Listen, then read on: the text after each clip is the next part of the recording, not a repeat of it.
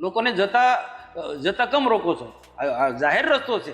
એમાં એક પોલીસ વાળો હતો, એ થોડો પીધેલો હતા. આમ તો લગભગ બધા પોલીસ વાળા બધા પીધેલા હતા. એ જે પોલીસ વાળાએ નિમ્ન કક્ષાની ગાળો બોલી, એટલે પછી અમારે ના છૂટકે બોલવું પડ્યા. તમને શોભતું નથી, તમે ગાળો ના બોલો.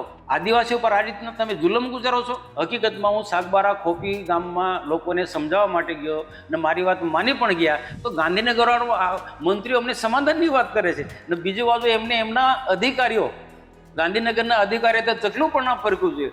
તો આના માટે સખત લોકોમાં નારાજગી છે. સરકાર બે મોડાની વાતો કરે છે, કાં તો મંત્રીઓને ખબર નથી કે એમના અધિકારીઓ શું રમત રમે છે. મારી ખેતી નથી, હું ખેતી નથી કરવા, પણ જે ખેડવા જવાને એને મદદરૂપ થઈશ.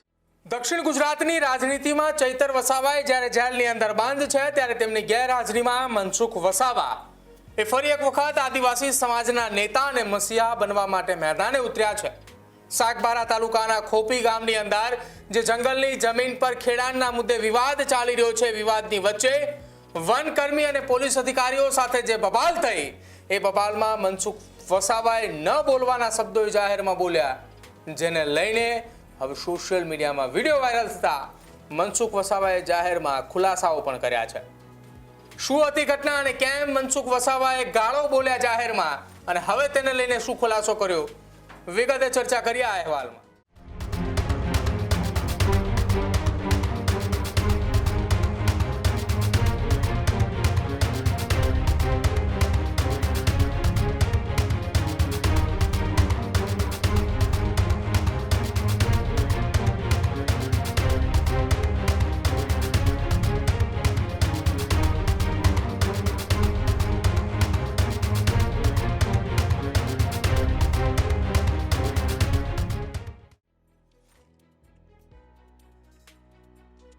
સાગબારા તાલુકાના ખોપી ગામે જંગલની જમીન પર ખેડાણના મુદ્દે સ્થાનિક આદિવાસી ખેડૂતોના સમર્થનમાં ગયેલા લોકસભાના સાંસદ મનસુખ વસાવા અને પોલીસ કર્મી વચ્ચે ઉગ્ર બોલાચાલી થઈ.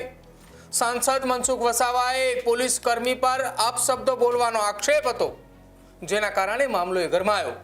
વિડીયો પણ સોશિયલ મીડિયાની અંદર વાયરલ થયો કે જ્યાં મનસુખ વસાવાએ અગાઉ સાગબારાના ખોપી ગામે જંગલની જમીન ખેડવા બાબતે અસરગ્રસ્ત ખેડૂતોને એકત્રિત કરી ખેતી કામ કરવા માટે સોશિયલ મીડિયા દ્વારા આહવાન કર્યું હતું. જોકે વરસાદી વાતાવરણના કારણે આ કાર્યક્રમ મોકૂફ રાખવામાં આવ્યો હતો અને સાંસદ મનસુખ વસાવાએ માત્ર એક રૂટીન બેઠક માટે ત્યાં પહોંચ્યા હતા. આ દરમિયાન સાગબારાના ખોપી તરફ જતા રસ્તા પર બે મોટી બસો આડી મૂકેલી જોઈ મનસુખ વસાવાએ બરોબર ના આકળાયા. ચૈતર વસાવાએ જે અંદાજની અંદર પોલીસ અધિકારીઓ અને વન વિભાગના કર્મચારીઓ સાથે વાતો કરે છે, એ જ અંદાજની અંદર મનસુખ વસાવાએ જોવા મળ્યા. પોલીસ અને વન વિભાગ દ્વારા રસ્તો રોકવા અંગે નારાજગી વ્યક્ત કરી. મનસુખ વસાવાએ લોકોને સમજાવવા જયા હતા અને દરમિયાન ગાંધીનગરના કેટલાક મંત્રીઓએ જંગલ જમીન ખેડવા બાબતે સુરત જિલ્લાના ખેડૂતોની જેમ નર્મદાના ખેડૂતોને પણ ખેડવા દેવા અંગે સમાધાનની ખાતરી આપી હતી. તેમ છતાંય આ ઘટના બની. પોલીસ અને વન વિભાગ દ્વારા રસ્તો રોકીને અહીં ચકલું પણ ફરકવું ના જોઈએ તેવી ગાંધીનગરથી સૂચના હોવાનું મનસુખ વસાવાને જણાવ્યું. અને આ સાંભળતા જ મનસુખ વસાવાએ લાલ ઘૂમ થયા. મનસુખ વસાવાએ ત્યાં ન બોલવાના શબ્દો બોલ્યા, અધિકારીઓ પર ગાળો બોલ્યાના તેમના ઉપર આરોપ, અને એ વિડીયો પણ સોશિયલ મીડિયામાં વાયરલ થયો. ત્યારબાદ આખી આ ઘટનાની અંદર સોશિયલ મીડિયાની માધ્યમથી વિડીયો વાયરલ થતા સત્તા પક્ષ ભાજપ તરફથી કેટલીક સૂચનાઓ પણ ક્યાંક મનસુખ વસાવાને ગણતરીની કલાકોમાં પહોંચી. ત્યારબાદ મનસુખ વસાવાએ પોતાના નિવેદનો ફેરવ્યા અને કહ્યું કે અધિકારીઓ પીધેલી હાલતમાં હતા. એક તો ગાંધીના ગુજરાતમાં દારૂબંધી છે, તો અધિકારીઓ ક્યાંથી પીધેલી હાલતમાં આવ્યા? સાંભળો ગતરોજ બનેલી ઘટનામાં મનસુખ વસાવાના ખુલાસાને.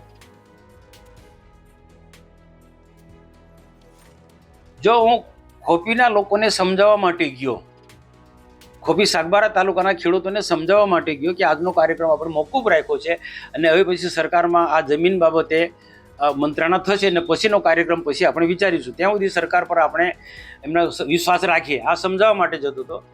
જતી વખત પણ આ રોડ પર બંને બસો મૂકી રાખી હતી અને જ્યારે રિટર્ન થવું છું ત્યારે પણ બંને બસો તે સ્થિતિમાં હતી. સાંજના રસ્તો બ્લોક કરી રાખ્યો હતો અને મારે મિટિંગમાં ઘણા બધા લોકોએ એ રસ્તે જવા આવનારા લોકો પણ મને કીધું કે સાહેબ આ રસ્તો બ્લોક કરી રાખ્યો છે. એટલે રિટર્નમાં જ્યારે હું આવું છું ત્યારે તે સ્થિતિમાં બસો હતી અને અમારા કાર્યકર્તાએ કીધું કે મને આ બધા અમારા વાહનો જવા દો. ત્યારે એમની સાથે ત્યાંના જે પોલીસ અધિકારીઓ હતા ને જંગલ ખાતાના અધિકારીઓ તેમની સાથે રકઝક થઈ. એટલે હું ગાડીમાંથી ઉતર્યો. તો મેં પણ એમને કીધું કે તમે વ્યવસ્થા જાળવવા માટે આવ્યા છે તો તમે તે કામ કરો, પણ રોડ તો ખુલ્લો રાખો.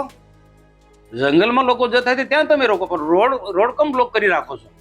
તો એમને કીધું કે અમારા સુરતના ડીએસપી સાહેબ છે, ડીએફઓ સાહેબ છે ને એમના પર સરકારમાંથી એવી કડક સૂચના છે કે આ વિસ્તારની અંદર ચકલી પણ ના ફરકવી જોઈએ. તો અમે કોઈને જવા નથી દેવાના. ભાઈ મેં પછી ગુસ્સામાં આવ્યો. મેં કહ્યું તમારા બાપનો રસ્તો છે, મેં કીધું રોકી રાખો છો આ રીતના? લોકોને જતા કમ રોકો છો? આ જાહેર રસ્તો છે, કોઈ પણ રસ્તો જોઈ. અને એવું થોડું કે આ જંગલની જમીન ખેડનારા લોકો એકલા જ આ રસ્તે જાય છે. અહીંયા તો આ જાહેર રસ્તો છે. સાગબારાથી ડેડિયાપાડા અને ડેડિયાપાડાથી સાગબારા વચ્ચે નો જાહેર માર્ગ છે, એ તમે રોકી ના શકો. તો આ જ પ્રકારની અમારી રકઝક એના હાથે સાથે થઈ. એમાં એક પોલીસ વાળો હતો, એ થોડો પીધેલો હતા. આમ તો લગભગ બધા પોલીસ વાળા બધા પીધેલા હતા. તો એમાં એક બે લોકો ગાળાગાળી કરીને નિમ્ન કક્ષાની ગાળો બોલી. એ જે પોલીસ વાળા એ નિમ્ન કક્ષાની ગાળો બોલી એટલે પછી અમારે ના છૂટકે બોલવું પડ્યા. તમને શોભતું નથી, તમે ગાળો ના બોલો.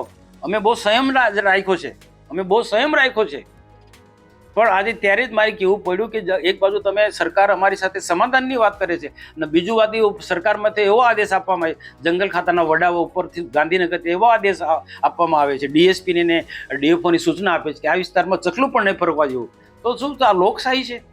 આદિવાસીઓ પર આ રીતના તમે જુલમ ગુજારો છો, આ રીતના ત્રાસ ગુજારો છો? એ રીતના મેં ગાય એમને જ કહ્યું હતું. અને આ બધો આખો વિડીયો ત્યાં કેટલાક લોકોએ વિડીયો ઉતાર્યો છે ને વાયરલ થયો છે. પણ હકીકતમાં હું સાગબારા ખોપી ગામમાં લોકોને સમજાવવા માટે ગયો અને મારી વાત માની પણ ગયા. પણ આ ઘટના પરથી લોકો વધારે ગુસ્સે થયા છે.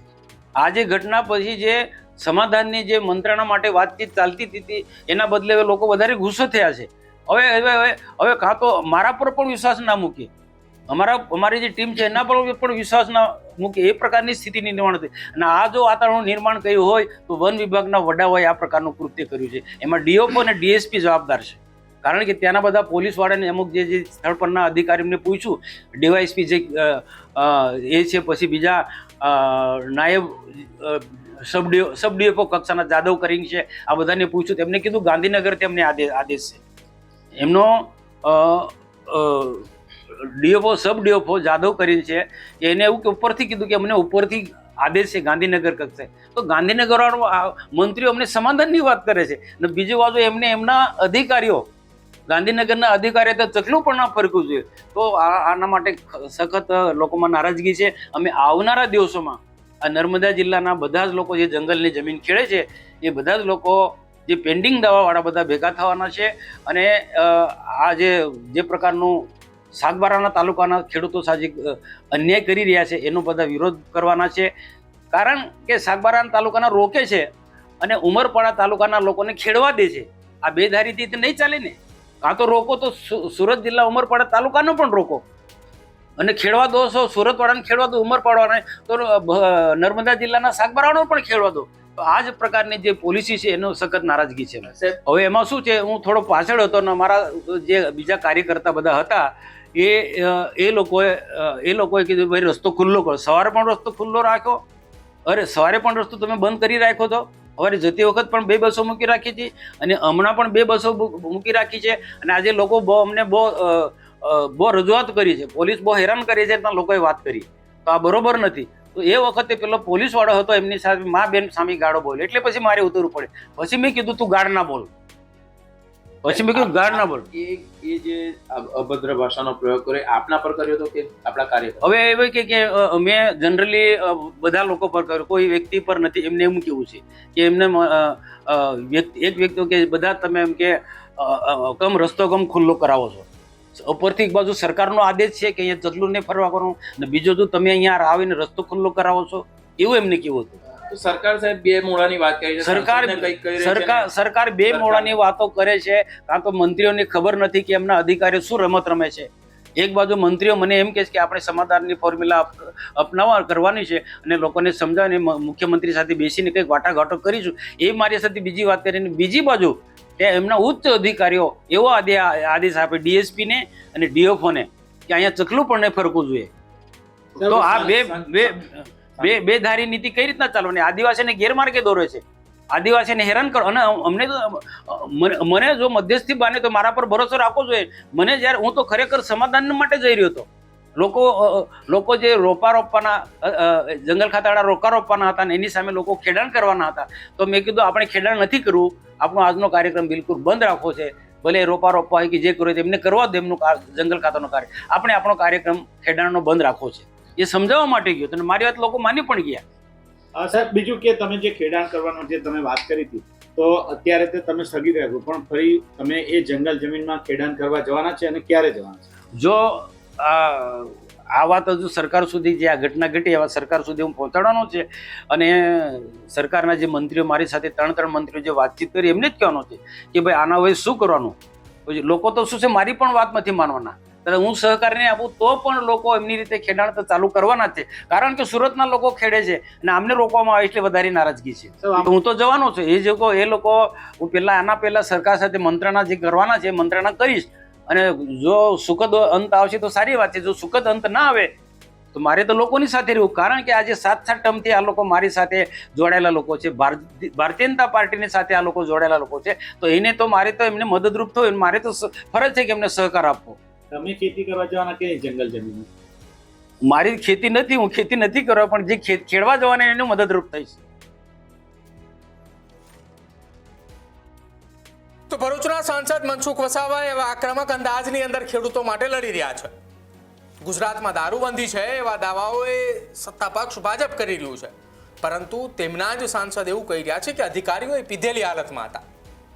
હવે જોવાનું રહેશે કે ઉમરાપાડાના ખેડૂતોને ખેતી કરવાની જે છૂટ આપવામાં આવી છે તેવી છૂટ સાગબારાના ખેડૂતોને પણ જોઈએ છે. ને આ મામલે હવે લડત ચૈતર વસાવા નહીં પરંતુ સત્તા પક્ષ ભાજપના જ સાંસદ મનસુખ વસાવા લડી રહ્યા છે. ખેડૂતોને ન્યાય માટે મનસુખ વસાવાએ હવે મેદાને ઉતરી ચૂક્યા છે. અધિકારીઓ સાથે બબાલ થઈ અને ખુલાસાઓ પણ કર્યા છે. હવે જોવાનું રહેશે કે આવનારા સમયમાં આખી આ ઘટના મામલે શું કઈ નિર્ણય આવે છે. ચૈતર વસાવાના અંદાજની અંદર લડવા નીકળેલા મનસુખ વસાવા એ હવે ખેડૂતો માટે ક્યાં સુધી લડી શકે છે અને પક્ષ એ કેટલે સુધી તેમને લડવા માટેની છૂટ આપે છે. ખેડૂત ભાઈઓ છે ખેતરમાં ડ્રોન ઉડાવતા હોય છે ત્યારે આપણે એક પ્રશ્ન સતાવતો હોય છે કે જે આપણે અત્યાર સુધી જીપીએસ ટેકનોલોજીવાળા ડ્રોન વાપર્યા છે, જેથી કરીને મોબાઈલ ટાવર છે અથવા તો હાઈ ટેન્શન લાઇન પસાર થતી હોય, કોઈ વૃક્ષો હોય, ત્યારે જે જીપીએસ ટેકનોલોજીવાળા ડ્રોન છે એમાં ટકરાય અને ટ્રેસ થાય છે. પણ એગ્રીઓન લાવ્યું છે GNSS ટેકનોલોજી ડ્રોન, જેથી કરીને એ ડ્રોન છે એ કોઈ જગ્યાએ ટકરાય નહીં, પોતાની રીતે જ ડિસિઝન લે છે અને મૂવ થઈ જાય છે. જેથી કરીને GNSS ટેકનોલોજી ડ્રોન છે એ વાપરવાનો આગ્રહ રાખો. હજુ સુધી તમે અમારી ચેનલને સબસ્ક્રાઇબ નથી કરી તો અત્યારે જ ન્યૂઝરૂમ ગુજરાતને સબસ્ક્રાઇબ કરો, ફેસબુક અને ઇન્સ્ટાગ્રામ પર ફોલો કરો.